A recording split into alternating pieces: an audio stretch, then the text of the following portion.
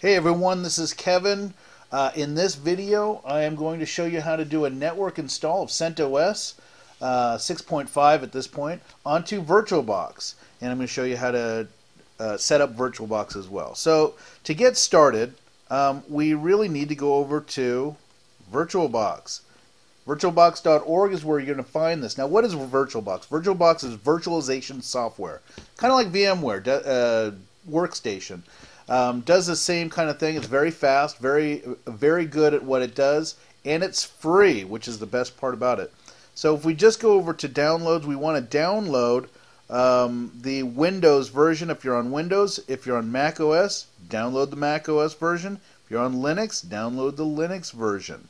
I doubt you're on Solaris, but if you are, download the Solaris version. Okay, so I'm going to go ahead and download this. Just click it and save the file. My files are going to be saved into the downloads folder. And I'm going to pause the video while this downloads, and we'll be back.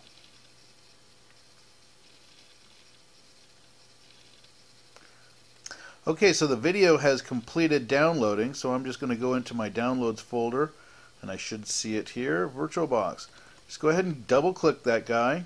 Click Run. It's going to ask you to verify you want to run this because you downloaded it off the internet. And it's going to go through this installer process. So just go ahead and click Yes. I've already got this installed, so I'm not going to reinstall it. But at this point, you would just click Next until it installed all the files on your system. I'm going to go ahead and cancel out of this and finish that up. And it is going to be installed here in Oracle VM VirtualBox. Generally what I like to do is I like to take that and I like to pin it to my taskbar here so that I have it down here in the corner. So when I click on this, you'll have a blank slate. You won't have Kali Linux in there. So what we want to do at this point is we want to create a new virtual image, okay, or a new virtual machine. So I'm going to say new. I'm going to call this CentOS. What is this? It's going to be 6.5 Linux, and we're going to do a 64-bit. This is very important. If you're going to download and if you're going to use a 64-bit, you have to tell VirtualBox you want a 64-bit virtual machine. So here, because CentOS is binary compatible to Red Hat Enterprise, I'm going to go ahead and select Red Hat 64-bit. I'm going to select Next. The memory here, I'm going to use 1024. If you have enough memory, I've got 4 gigs. If you have enough memory, I could do you want to do these in 1 gig increments. So 1 gig or 1024 megabytes is going to be good. Might be better if you have the memory to do 2048. That's 2 gigs of memory. That'll just allow it to run a little bit better. Okay. And I'm going to say next here. I'm going to create a virtual drive. So I'm not going to make any changes here. And here it's asking the hard drive file type. Usually you're going to be fine here. If you think you're going to take this image and move it to, say, a VMware or some other kind of virtual infrastructure, you might want to think about another type of hard drive file type. But here we're just going to use VDI. And I'm going to make it dynamically allocated. That means that I'm going to tell it I want, say, a 12 gig drive, but only allocate the space as needed. So the nice thing about this is that I'm going to tell it that I want a 12 gig drive, and to the virtual machine it'll look like a 12 gig drive, but it won't actually be 12 gigs. Really, it's just going to be a file that will grow as I install things to that virtual image. So I'm going to go ahead and click Dynamic. Here I'm going to set this to 12. That should be good enough for our purpose. And I'm going to click Create. Now at this point I have a basic virtual machine. So before we do anything further, what we need to do is think about where are we going to get the installer files to install CentOS. So if we click over here, go to centos.org, and you can go ahead and click this button, Get CentOS Linux Now, and I would click Alternative Downloads. and this will give you kind of a list of the different versions. We're going to install 6, so I'm going to go ahead, and by the way, this is going to be for the 32-bit versions, and this is going to be for the 64-bit versions. I'm going to click here, and it's going to give me a really long list.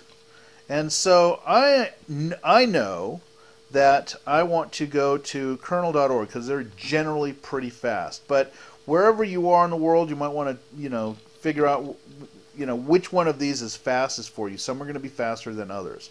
So I'm going to go ahead and click on this. Now notice that this takes me into the ISO version, or the ISO disks directory. I want to download the net install ISO. Okay. And the reason why is that if you look here, if I download the DVDs, look at how big these are. DVD 1 is 4 gigs, over 4 gigs. And there's actually 2 DVDs if I want to install the whole thing. So we're talking about almost 5.5 gigs. What the net install is going to allow us to do is to boot up the installer, boot up the virtual machine, start the install process, but we're actually going to install the entire OS over the network. So that's what the net install will allow you to do. There are other methods that you can use to install, like by using an NFS file share or something like that, but we're going to use the HTTP web install method. So you need to make a note of this. What I would suggest is this. See the URL up here? Let's go in, let's back up a little bit and go into 6.5, and we want to click on OS. And then we want to click on x86-64, and right here, this is going to be the URL that we are going to need when we do our net install. Okay? So, let's continue on with our virtual machine. Make sure that you have your virtual machine selected and click Settings. Now, under System, make sure that your memory is set correctly. You can actually increase, but you do not want to go into the red here. And the reason why is you don't want to give your virtual machine so much resources that it actually makes the host machine slow down. Okay, so notice here that it's showing that everything up to about 2 gigs on my machine would be okay to do. Under the display, I generally crank this up all the way up to 128, and I'm not going to turn on this. You can if you want, if you enable 2D or 3D resolution or acceleration. I don't really have a very powerful card in there, so I don't really care. But I generally do kick this up to 128 megabytes. That's so that I can get a full screen display when I start the VM. Under storage, this is important. You'll see this empty CD-ROM. This is where we want to virtually insert the CD-ROM or the ISO file. So we click on this, come on over here and click the little image here, the little CD image, and we'll choose a virtual DVD or CD. And I've already downloaded this, so I'm going to select my net install and I'm going to click Open. Now at this point, the last thing we want to check is the network. We want to make sure that this is set to NAT. Now it does set this to NAT by default, but you want to make sure that it's set to NAT. This way you're not exposing your machine to the outside environment. Other than that, I think we're good to go. So let's say OK here, and we can go ahead and start the machine.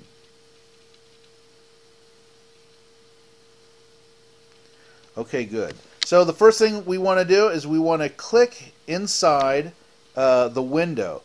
That causes us to be able to control the virtual machine. So I could hit my up and down arrows now. Notice that I'm moving my mouse, but you don't see a cursor. If you just hit the right control, you'll notice that you get your cursor, your little pointer back. Okay. If I want to get back into that machine, I have to click into it. And that's by default. That can be changed in VirtualBox. But the right control will get you out. Okay? So don't panic. Okay, so we're just going to do an install or upgrade an existing system.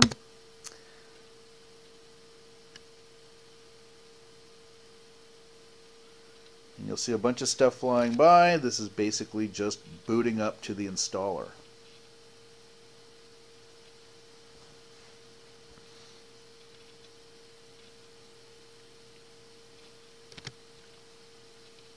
Okay, here it's going to ask, do you want to test the media? This might be a good idea if you actually had a physical disk that you were trying to install from, but generally I just skip this.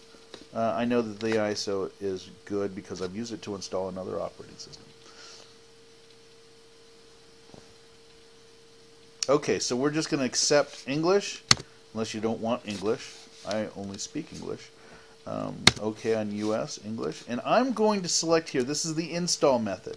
So I'm going to select URL here.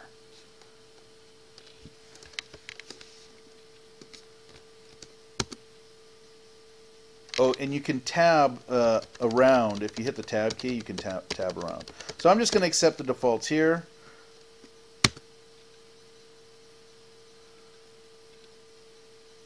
So right now it's going to bring up the network interface card so that it can speak to the internet. Okay, so here is where we are going to enter our URL. So we want to type in HTTP. Make sure it's not capitalized because that's not going to work. That might work. Notice I'm putting in the same URL that you see up here. 6.5 OS x86-64. HTTP looks good. Alright, so let's tab over to OK. And very good. So now it's basically downloading the install image from the internet. Once it does this, it will actually try to boot into a graphical interface. Or, yeah, a graphical interface.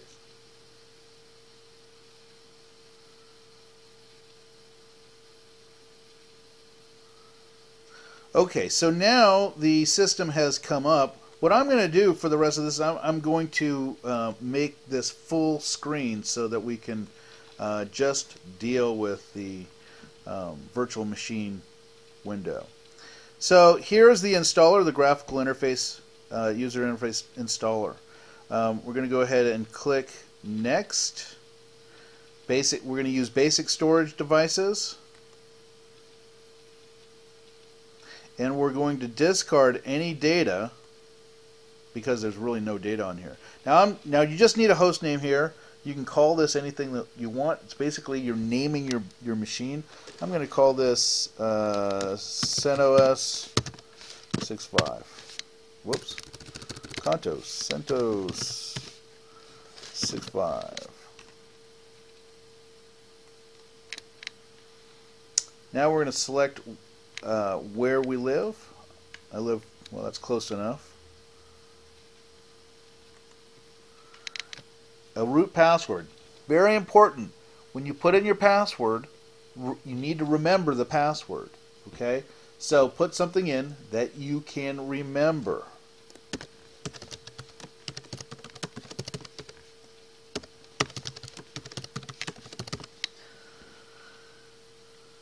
Click Next.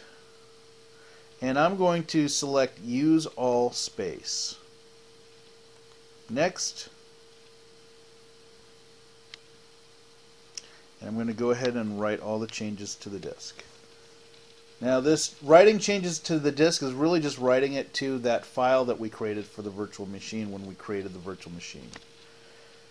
And it's creating an LVM volume and a boot directory.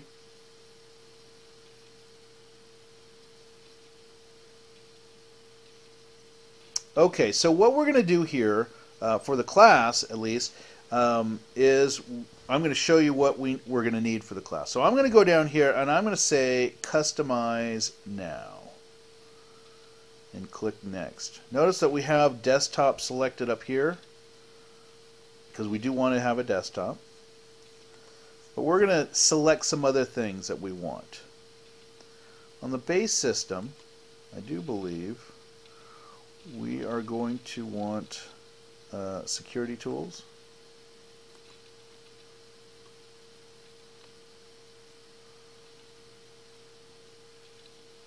And that's it. Under databases, just select the two MySQL client and server. Under desktops, if you want KDE and you want to play around with it, go ahead and select that. I'm not going to, just for speed. When you add the KDE desktop, you're going to add significantly more time to the install and more files on your system. Under development, we want to do additional development. We want to do development tools and desktop platform development. Skip high availability, skip languages, skip load balancer, resilient storage. Let's go down to servers, and let's select all these guys. We're going to cover pretty much all of this stuff. Not the identity management server. We don't need that. NFS server, network infrastructure, network storage server, print server, and system administration tools. System management, let's click SNMP support and system management. Don't click the web-based enterprise management. That's that webmin. I'm not a big fan of that. But you can play around with it if you want. We won't cover it in the class. Virtualization, we're not going to be, it is already virtualized. And then web services, PHP support with the web server. Okay? Click next, and it's going to do a dependency check on all the things that you've asked to install in the system. This will take a little bit, and then it will eventually just start installing the system.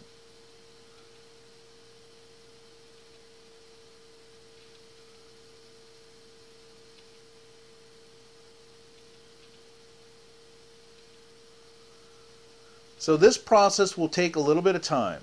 So what I'm going to do is I'm going to pause the video, and we'll be back when the system's ready.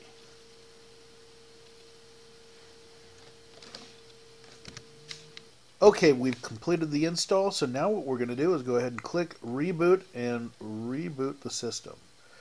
Now, one thing you may need to do as you're rebooting is you're going to need to remove here your settings, go under storage, go under CentOS, and click remove this disk from the drive. Click OK. And try to do that before it actually reboots, otherwise you'll get an error. Or it will boot the CD and you'll have to just restart the virtual machine.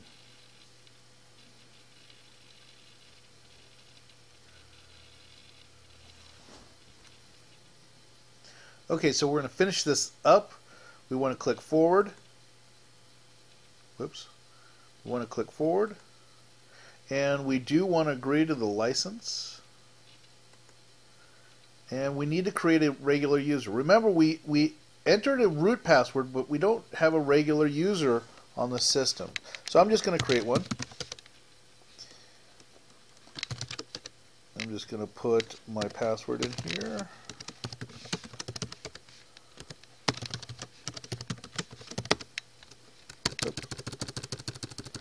Fat fingered that.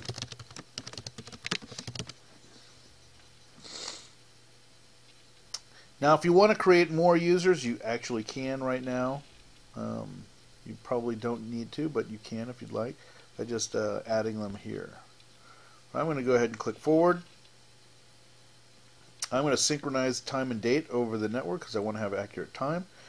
You can just click forward after you click that box.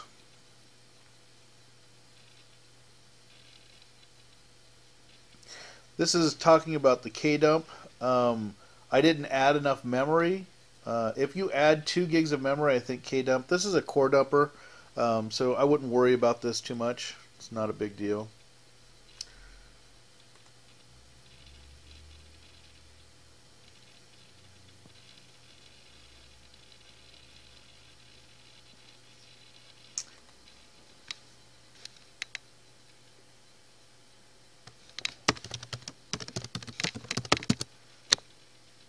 Okay, so now we're logged in. There's one thing that you probably want to do, and that's install the virtual editions. So let's go under here, and we need to open up a terminal. Click on that, open up a terminal. We also need to go down here and we need to mount a drive. So under devices, we're going to click this Insert Guest Editions CD image. Once we do that, we should see it here on the desktop. There it is. Go ahead and click Cancel here. And we want to CD, or the first thing we want to do is type SU. Remember the root password we set? We need to type that in here. Once we do that, we'll get what's called a root prompt. CD into Media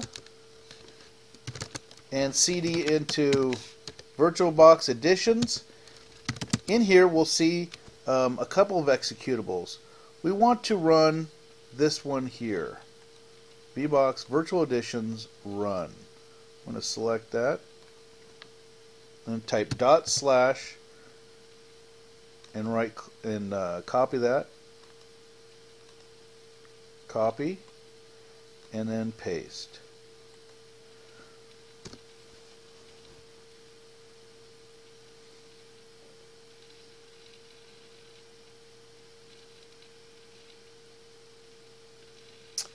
Now what this will do is that this will add better drivers for the video, a better mouse driver, and make things a lot more seamless when you're using the virtual image on your desktop. The whole hitting the right control key, that'll go away when you're in windowed mode once you get the virtual editions installed. So it just makes the system run a bit smoother. What it's doing right now is it's actually compiling that code and then it will run it when it's done. This is why we had to install the development, one of the reasons why we had to install the development packages at the install. Okay, the OpenGL support module failed, but that's going to be okay. We're not really going to be using OpenGL on this. Maybe I'll create another video to correct that. But for this, for now, all we need to do is type reboot so that those drivers that were just compiled will now be running in our system.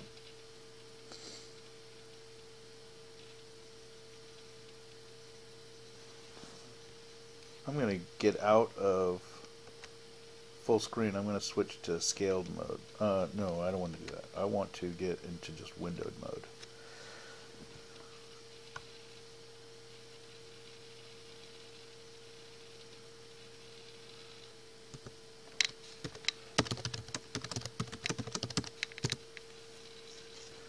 Check this out. I don't have to hit the control key anymore. I can just move in and out of the VM at will without hitting the control key anymore. I don't have to click in there and then I'm stuck in there until I hit the right control key. It's one of the things that VirtualBox Edition does for you. The other thing that it does, hopefully this will work, is that it will automatically scale your desktop to any size that you want to make this. Okay, and so that's about it. That's the total install. Now there's one little trick that I'll show you. If you want to be able to copy, say for instance, one URL from a browser out here, say for instance, I want to copy this, and I want to go in here and try to copy or paste that. Notice I can't do that. So what we can do, the machine may have to be turned down to do this, but let me show you here. I can set under the general tabs, under advanced, I can have a shared clipboard. A lot of times I'll set this to bidirectional. Also drag and drop bidirectional. This means that I can drag something from my desktop and I can put it onto the desktop of my virtual machine. Now I do believe I have to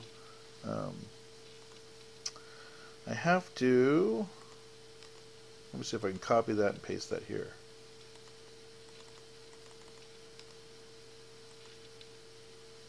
No. So I probably have to reboot the machine. But once I reboot, I should be able to drag and drop to my desktop and also copy text back and forth. Alright, so that's the install. Have fun.